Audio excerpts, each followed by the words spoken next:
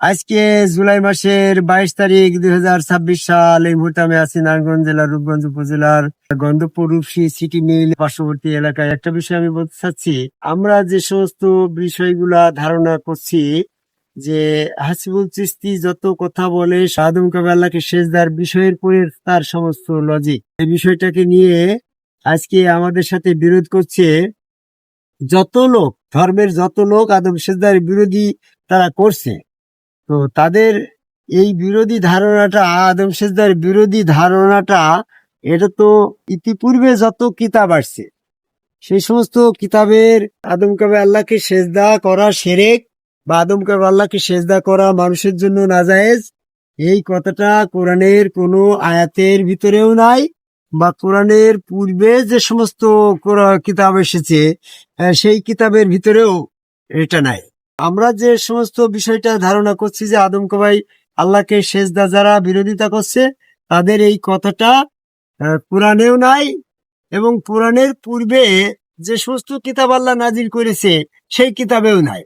আমার চ্যালেঞ্জ হচ্ছে এই জায়গায় যে তাদের মুভমেন্টটা, যে আদম কবাই আল্লাহকে সেজদা করা যাবে না মুভমেন্ট, এবং আদম মানুষের জন্য এই সেজদা শিরক, এই দুইটা মুভমেন্টের পর আমার চ্যালেঞ্জ যে তোমরা যে ধারণাটা করছো এই ধারণাটা কোরআনের কোনো আয়াত নেই, বা এই বুঝটা কোরআনে নাই তোমরা যেটা ধারণ করছো, এবং কোরআনের পূর্বে যে সমস্ত কিতাব এসেছে সেই সমস্ত কিতাবের কোথাও নাই। বরং কোরআনের পূর্বে যে সমস্ত কিতাব আছে সেই সমস্ত কিতাবের সেজদার ঘটনাগুলাও এই কোরআনের ভিতরে উল্লেখ করা আছে। এবং ফেরেশতারা আদমকে সেজদা করলো, ইবলিস সেজদা না করে কাফের হইলো। এটা কোথাকার ঘটনা? ওই সেই লৌহ মাহফুজের থেকে যে কিতাব, সেই কিতাবের থেকে আসছে। এই কোরআনে বলছে, এই কোরআনটা আসছে কোথার থেকে? পূর্বের কিতাব থেকে আসছে না, লৌহ মাহফুজ থেকে আসছে না। সূরা যুকরুফের 2 নম্বর আয়াত দেখো, এই কোরআন তো লৌহ মাহফুজ থেকে আসছে। আর এই কোরআনের পূর্বে যে সমস্ত কিতাব আছে সেই সমস্ত কিতাবেই কি তোমাদের এই সমস্ত ধারণাগুলো আছে, তোমরা যেটা ধারণা পোষণ করছো? হ্যাঁ, সূরা যুকরুফের 21 নম্বর আয়াতে বলছে যে এই কোরআনের পূর্বে যে সমস্ত কিতাব দিয়েছি তাতেই কি তোমাদের এই ধারণাগুলা, যেটা তোমরা ধারণা করছো, এটা কি তাতে উল্লেখ আসছে? তোমরা যেটা মিথ্যা ধারণা পোষণ করছো যে আদম কবাই আল্লাহকে সেজদা শিরক বা মানুষের জন্য সেজদা প্রযোজ্য নয়, এই কথা, এই যে ধারণাটা করে তোমরা একটা ধর্ম বানিয়ে নিয়েছো, এই জিতি ধর্ম, যেটা কোরআন বিরোধী ধর্ম, এই ধারণা করাটা তোমরা যেটা ধারণ করছো দৃঢ়ভাবে, আল্লাহ সূরা যুকরুফের 21 নম্বর আয়াতে এইভাবে বলেছে, কোরআনের পূর্বে যে সমস্ত কিতাব দিয়েছি সেই সমস্ত কিতাবে কি ওই সমস্ত কথা উল্লেখ আসছে যেটা তোমরা দৃঢ়ভাবে ধারণ করছো? যেমনটা কি, যে আল্লাহ ইচ্ছা করছে না, হ্যাঁ, আমি এই আল্লাহ যদি ইচ্ছা করতো তাহলে আমি এই সে পূজা করতাম না, তাদেরকে পূজা করতাম না।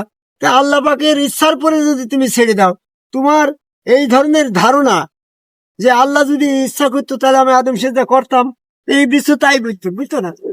ইবলিসকে যখন সেজদা করতে বলা হইলো সে করলো না, পরবর্তীতে যখন তাকে দোজখে দেওয়া হইলো তখন সে বললো আল্লাহ যদি ইচ্ছা করতো তা আমি আদম সেজদা করতাম।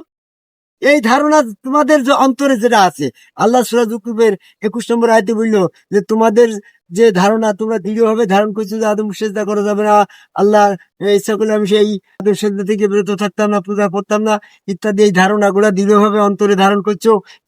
এই ধরনের মিথ্যা ধারণা কোরআনের পূর্বে আল্লাহ যে সমস্ত কিতাব দিয়েছে সেই সমস্ত কিতাবেও কি এ সমস্ত আছে? নাই। এই কোরআনের ভিতরে ফেরেশতারা আদমকে সেজদা করছে, কথা উল্লেখ আসছে। ইউসুফ আলাইহিস সালামকে সেজদা করছে, ইউসুফের 11 ভাই পিতামাতা, এটা উল্লেখ আসছে। এই জন্য আমরা যারা আদম সেজদা বিরোধী, তারা কোরআন বিরোধী, তারা ইতিপূর্বে সমস্ত নবীর বিরোধী, সমস্ত কিতাবের বিরুদ্ধে, ধর্মের বিরুদ্ধে। এই ধর্মের বিরুদ্ধে, আদম সেজদার বিরুদ্ধে যারা আছে তারা আছে শয়তানের দল।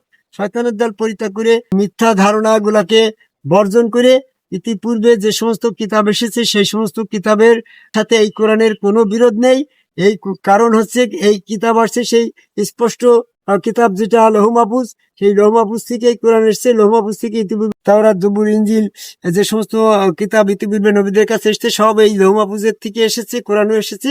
কাজেই এই কোরআনের বিরুদ্ধে কোনো কথা নেই। কোরআনের যে কথাটা বলছে আদম সেজদা, এই আদম সেজদা না করাটা হাসি ইবলিসের প্রভাব। ইবলিসের প্রভাব থেকে, ইবলিসের কথা থেকে বেরিয়ে এসে আদম কবে সেজদা করে একজন সমগ্র রসুলের কাছে বায়াত গ্রহণ করে সেখানে সেজদা ভক্তি দিয়ে শয়তান থেকে পবিত্র হয়ে ওই স্রোতে আল্লাহ বিশ্বাস করার আহ্বান করে আমার কথা শেষ করে যাই গুরু।